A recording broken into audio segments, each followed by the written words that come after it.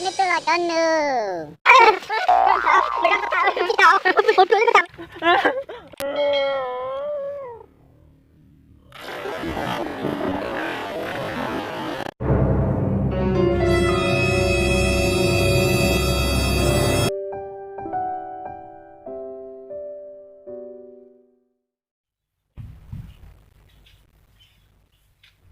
Ô, vậy ra.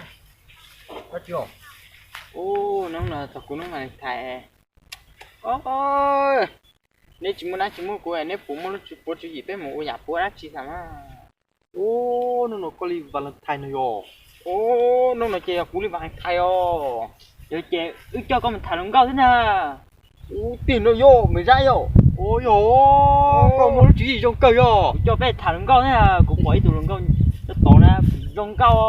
Ô, hồi lên đợi chị nông nó nè, giờ cú nông vào linh thải lâu, giờ lên đợi chị bên mù thả cho cú rồi, em lử nông ở giờ cho nên vào linh thải chị cú chỉ muốn ăn chi nó là cú ho mà lấy cho kiện nên một thả không câu thế chứ, ô chị uli kia chứ rồi, uli kia chứ mà, ô chị bên mù rồi một thằng cũng câu chứ cú mà tụi cú chỉ cú xe cú vô kia mù cú nhiều bao nhiêu nó. Kia con này rồi. Ô, kia cũng được con này nó. Ô, chị biết một thằng đấy của lay rồi. Chị biết một mà. Ô, chị không cũng bạn thấy chị hoặc thằng lay chị biết một nữ chọc kia lò, nhưng chị là chị biết một chị kia rồi. Ô, linh đấu kia rồi. Ô, chị biết một. Chị thích một thằng. Ô, mà ra, ta chưa? Nên chưa cú của trong trong à. Ô, sai rồi. Ô, một bác kỳ đấy cho trục cơ ta xí mà yếu lụt chuột của chẳng lại yếu chuột cỏ xem mà sai mà cú cho thì cho hai cú như một yếu kia lon ná kia tua à lại giờ na cú là tôi không trâu ha ô có mà như trồng cỏ ta xí mà yếu lụt chuột cú theo ô liền đại sư đầu tiên ô giờ hai cho khó trồng trâu na cú trồng trâu chăn nè ô cái gì trồng trâu chả ư nà ô chị phải bỏ tí tu này xuống nó sẽ thì dùng chậu sao rồi ô chị chụp mê mê à cho nên nè bữa ta nhóc phải vúa đó kỳ li kỳ ô cái lũ cho nó sẽ nhỉ chưa mới ra cho bác kỳ thế cái lũ cho chia nó ô nếu cho nó chị bữa ta biết tôi cái nào cũng bỏ lấy bỏ tôi cái này khởi tôi thôi ô liệp bu nè làm một giỏ nè cho nó cú cá tua chờ tội cú một bông tội cú nhông khờ thế nào ô và ra lúc cho nó là tôi cô là thế vừa tan tao xong ô ta chỉ trong đó lúc đó con lúc này mình vô chia lại tí luôn ô con lúc cho nó nếu chia mà ít chia cờ rồi mà ta chỉ khó trong trâu chỉ cú nhà tụi trong trâu cha lại ô con trong trâu cha mà chúng mình mí hết chuột cú nè chị tao chuột cú cú rung trâu sao chỉ cắn liền lắm mà thằng đúng câu thế là giờ cú nông mà lại thạch chê nhớ nhẹ cú chỉ sai cú chỉ cú vô kia này anh này coi chuyện thầy chỉ nhẹ này rồi người ta cú chia sẻ này thì chỉ rung trâu cho cú nè chỉ rung trâu ta chỉ mà chúng mình hết chuột cú chỉ cắn liền mà tao có rung trâu giờ chị bé mua xe nữa thả đi tụi chị tụi nó thả đi đi ôi yo ôi lịch chị ôi cái lịch gì ôi yo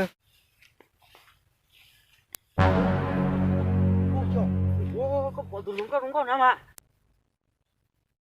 ô tụi bữa nào yo ô tụi đã chụp đúng không sao tụi ta cú có bé một thả được theo ô đúng không khăn hả lúc chế yên gì na rồi tao lộ ô có bọn này na chơi có bao bự chỉ thua kìa ô thằng bự chỉ thua đi yo lo ủa mà chúng sao chưa rồng câu rồi thì cú thả chứ cú rồng đầu gì ô cú thả ô cú rồng đầu gì cú thả ô làm to luôn cú nó mà lại chảy chứ cú thả cú rồng đầu gì cú rồng đầu đấy thả này thế nhỉ cú có thả này là nhỉ có nó mà thải này thì nó thả cho cú này nó thả này rồi ô ta chỉ mà rồng câu thầu gì cú lý do cú rồng đầu vẫn chỉ có phỉ nữa cú mà thả ra nên nhon chia cho con này phỉ đã tuổi cho cái lên tiếng nhỉ có cú rồng đầu chỉ phỉ sao cú theo cú nó mà thải cú nó mà thải chê thả nó cú thôi mà ra rồi thả kia cho cũ thôi mà. Ô lạ na như là con thả đi dân nhỉ cô.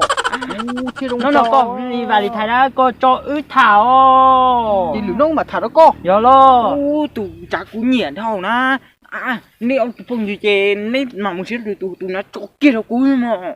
Cũ tên nhỉ thế nào? Ôi trời, nó sẽ phèo à. Thì thả nó cũ nó tốt sập vào lúng câu trên đấy giải thì nó thả vào đấy thế nào. Ô hai tạm bòi lên cái nhỉ. Cú nhỉ đi chập là có bao. Cú lò nhỉ thế nào? Ôi chuyện thôi một giây cú tí nhỉ nữa. Ôi. Đúng không ta mà nói bỏ nó nhất là bán để dùng câu ra là gì hả? Không phong chả dùng câu luôn. Dùng câu ra dùng câu rồi mọi. Dùng câu chế phải cho coi đi. Cái hú ra nó thiết chế cho cái cú gì mà. Câu lên đây để mà cú ra xưa có mong đã tuổi chứ cây thả từng câu ra thế. Cú na. Cú bè hộp bò na cú một thả nữa nhỉ cú à. Bây giờ à. Yo. Thả chỉ cú thả thế nhỉ cú nên thả cho nhỉ neo. Cú đúng bè tiêu hú ra là chỉ cú thả. Ôi. Bé số được một thả lên nhỉ lên tụi chơi. Tụi đã thả thế thôi. Cú xảมันchơi cú trong trâu như nhỉ cú á. Cái mù chết mù cú vấn đề nữa không? Mù vấn đề nữa, mù cú vấn đề cú chơi rồng đầu này thì thả béo. Ủa chỉ có mù vấn đề nó cú tao mà. Cú vấn đề.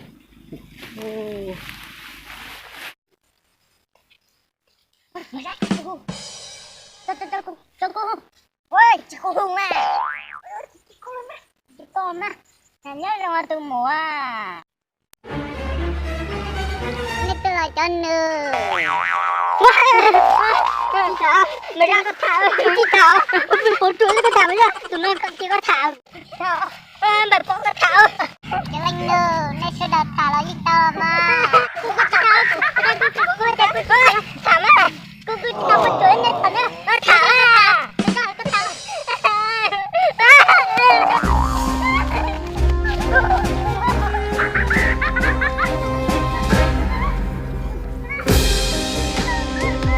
Chủ ơi, tôi nhớ chị ba ơi, chủ ơi.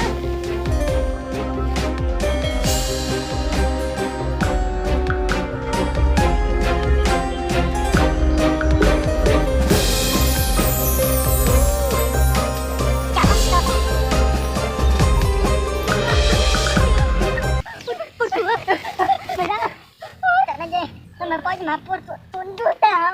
Vui à.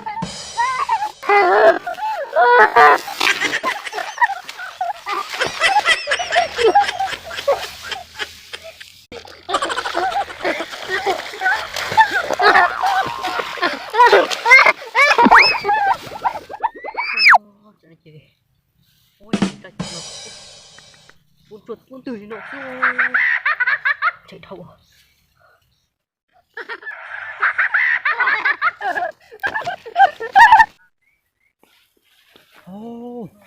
Bây giờ mà bao chuột chở sang vô chơi trồng bao. Bao chuột cũng nhớ tiền nó.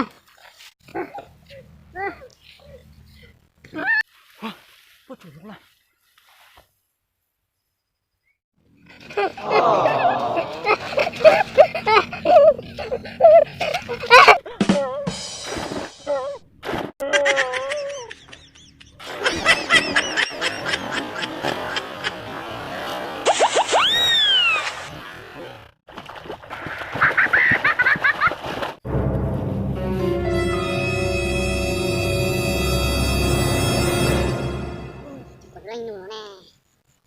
Cam là anh đặt thế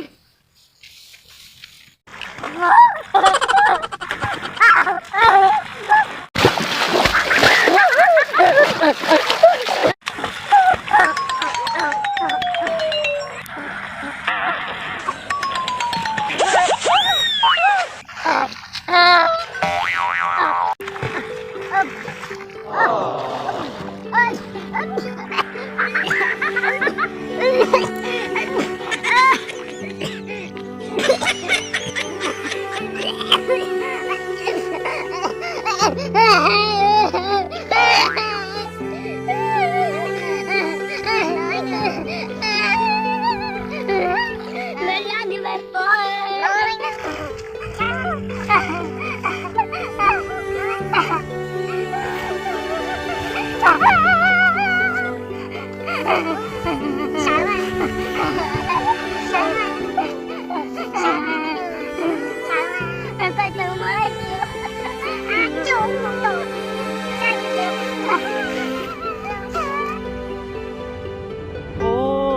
ra thì xem mà có chuột cho một chuột chuột nữa luôn.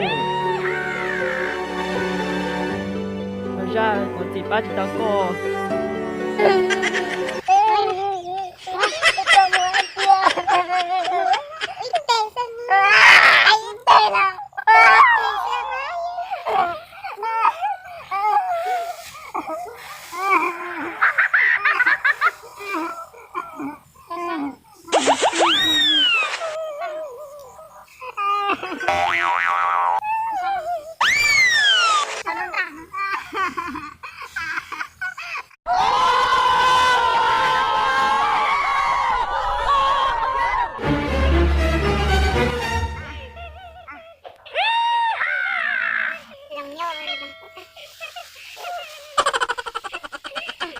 Rồi là mì khảo tài giống nhau.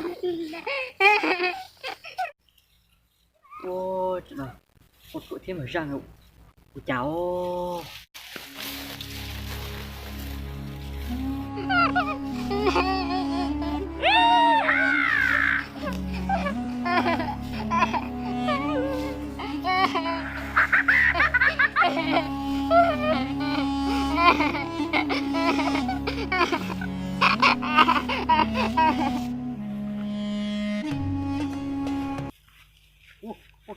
Ôi trời, cú giờ, cái ông bật bó nè. Ô, bố. Mở ra, Ôi trời. cũng còn đã cú bỏ, có chủ cha mở ra một cha hay một tổ, có cha một quá chiều. Ô, cha một đứa to à? Do mà cha một đứa to. Ô, thì chả bỏ chuột là cho mày ra một chuột chuột ô. Chạy cho Leo, có chủ cha bé đã chạy do Leo. Cũng có cũng sao để chơi bỏ chuột mới cho một từ nó. Cú là cũng cậu nó thiết chỉ bỏ Leo, cú cho bỏ cái cha một bé sao? Ô, cha mày ra chỉ chắc con rồi. Cũng cậu là nó chỉ bỏ cú là. Ô, chị một sao mày ra bùi chả rồi.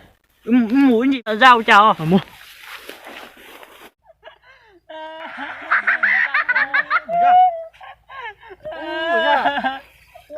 Mở ra có bữa chào. Ô, chủ có bùi chả ô. Bùi chả có à. Đó. Bữa chào. Ô, bỏ chuột bùi chả nó có. Nó kia nó kia. Bắt chúng nó cứ nhìn ta tìm rồi ăn phá gì một trời một cú thọ tí tê về tê à ô qua cú lù lóng nè ô ra tê tại suy đạp thế ô mới ra em thấy tê của nó tuổi tuổi kia xin à ôi cha cái sao thế trời nó là linh thái rồi tao cái tụi con này vui rồi là nhà tao đừng luôn có nhiều tiền tao nữa ôi cha mà cái tụi con tụi mình tăng trường một bà pha tiền tao chứ ta để thấy con cho má chỉ cho có một tin tao mà trục xe mà đâu có trục xe mà trục xe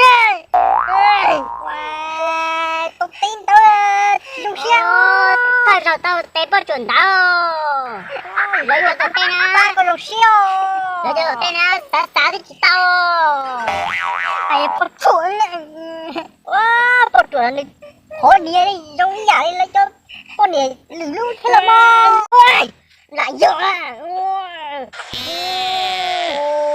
có thể chỉ giờ này thọ mấy tiếng tới đây con sau này khó chỉ xử lý trong con này lưu luôn à đây con mà chỉ kháng anh đừng tới đây à khá kia mong xưa một chơi sát hồi chỉ biết một chơi ra không có cần tên tao con sát tao của nó thế chỉ biết một chơi cho sao một cái là